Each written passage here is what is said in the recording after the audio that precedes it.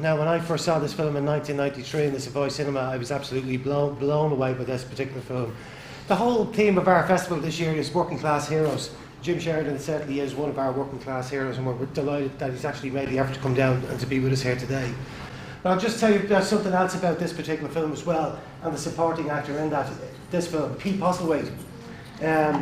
Pete Postlewaite, there's a connection with Pete Postlewaite and Dun Laoghaire.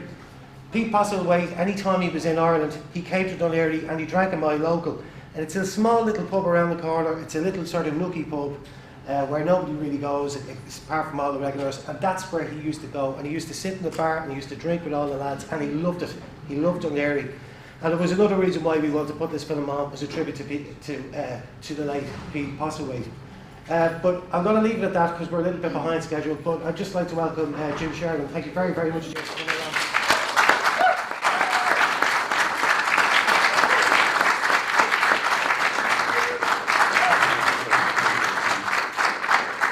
So you don't have to talk into the mic, everybody can hear, yeah? God, I don't know what you're all doing in here when it's sunny outside. I haven't been in this hotel for a while. How many people here are filmmakers or involved? Got a lot, huh?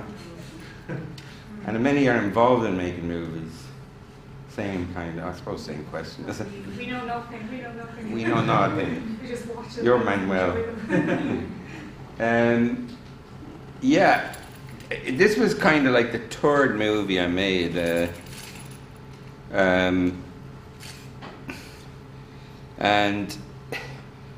it was a difficult enough one to make because I was the producer and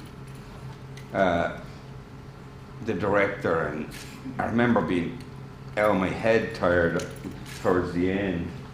And I think that was a lot to do with the fact that I was just stressed a bit, you know, making it. It was amazing to make. Daniel Day was great, and then Pete Post was character. I'd always find him in the local pub if I wanted to get him. I said, Pete, you don't need a trailer. But he was never any trouble, even though he gargled a lot, you know.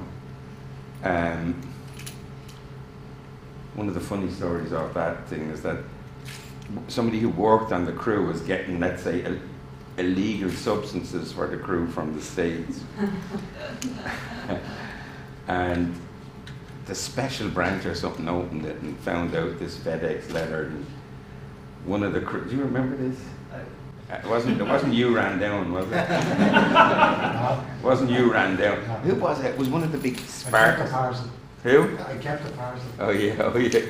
So one of the sparks that saw the special branch and rang down to this guy who owned the thing and said, "Don't fucking sign for it." And your man signed. You know? And then they opened the parcel and there was nothing in it. Somebody had taken it out. So I knew at that point that the Irish cops were on our side making the movie. You know, the funny thing about the movie is that a lot of people, I mean, I had weird experiences making it. A lot of people wanted me to go against Imbert, who was the policeman who beat the shit out of the guys, you know, and got the confessions. But like, I really thought, you know, that's what I did. And I know that sounds terrible, but like, I think if I went into a situation where people were all blown up, I'd be inclined to grab the first guys who I thought did it, and like, I wouldn't let them go home early. So I kind of always, it wasn't that I felt,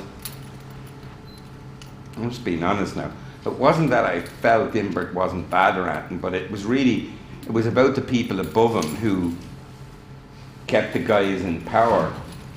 And sometimes I get really weird vibes about powers that be, you know, that like, you know, they're now saying on the television in relation to Libya that, you know, we have to protect civilians. But the civilians have rocket launchers on their back. And you're kind of going, hold on a fucking second, you know? So it's hard to believe anymore what you're hearing. And in the case of this, I got this terrible feeling that they actually liked the guys being innocent in prison. Because if you think about it, if you put guilty people in prison, it's no deterrence. people go, he did it, he deserves to be in prison. But if people think, fuck, anybody can go to prison, they keep their heads down, they say nothing, they help nobody. And it may be a thing that's necessary to do, do you know what I mean, if you're running the state. But when I saw that poor brat packer killed in the subway, I was kind of like, no, it couldn't be. You know, after that horrible thing that happened. So I think in war, the first casualty, as everybody says, is the truth. So people used to ask me if it, you know, is the movie like it's kind of propaganda, they'd say, when I go on the telly in England. I go, yeah, it's propaganda. Because all art is propaganda. I mean, you can't make something, especially in a war, that's not propaganda. But the propaganda was to put a non-violent father at the center of the events and make him the hero. That was simply all it was about. And that's kind of like a sleight of hand, you know what I mean? Like you kind of say, don't look at this, look at this. So, I mean, here's the crazy thing. Everybody, they gave out to me all the time about putting Giuseppe and Jerry in the same prison. And as I got weary of this question, I thought about it. And one day somebody asked me on the telly, some British program I was on, and I said, look, putting them in the same cell was a humane act, even if I did it more than you. But you're mad at me for showing you being more humane than you were. So really, you think you have the right to do that, and you're mad at me for putting the family back together again. And I think there's something kind of very odd about that, the mentality, do you know what I mean? So, because from the authority, they think they have the complete right to separate father and son. And on the other hand, you have the kind of like the probies thinking, like I remember them in America putting up stock rubber bullets. Now one kid I think was killed by a rubber bullet because the soldier got too close in the whole conflict. And I said to them, look, you're firing real fucking bullets and you're complaining about them firing rubber bullets. And people don't get what so why I started with the propaganda thing is that when you're making something, it is propaganda for something. And you have to figure out what are you propagandizing, what's your story, what's your message. So in this one, that's what I say, the message was about the non-violent father was the authority figure.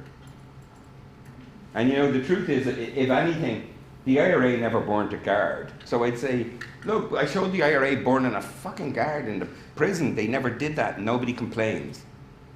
But I put the father and son in the same cell and everybody complains. So I suppose like I maybe should have been, like I didn't care. I mean, is this terrible what I'm saying? I didn't care about the fact that I slightly changed the story because everybody changes the story, you know what I mean? It's the winners write the story. So there's an official story and then but I had this terrible thing today. I had to go to this funeral and I was in the mass again. I haven't been there for a while, and the priest started with the communion, and he was like, "This is my body. This is my blood. Which will be offered." You know the whole thing, offered for you, and then he says, "Do this in memory of me." It's such a brilliant advertising campaign. I mean, is that not the greatest advertising campaign in the history of that somebody takes a piece of bread and wine and says, "This is my body, do this in memory of me." So every time you see that or have your dinner, you think it's him. I know, that's that's God. But that's what I mean by, so here's all I'm saying about story. That story is a sleight of hand story. So it says, let's just imagine that before that, the preoccupation with people in sacrifice was sacrificing animals or people. So it was all bound up with primitive storytelling. Greek theatre was based on killing the goat, the whole thing. And this guy comes along, he goes, "Don't do that, do this." And it draws a line. And above that line is civilization. And civilization is as thin as a 1 inch, half a quarter, a tenth of an inch piece of ice that we're standing on. Hard to protect. What am I talking about? But anyway, that's what I mean. But so for me, the civilization of trying to get back to, you know, the non-violent, and not a non-violent in an easygoing way, like a non-violent in a fuck you way. That's what it was about. So anyway, thank you.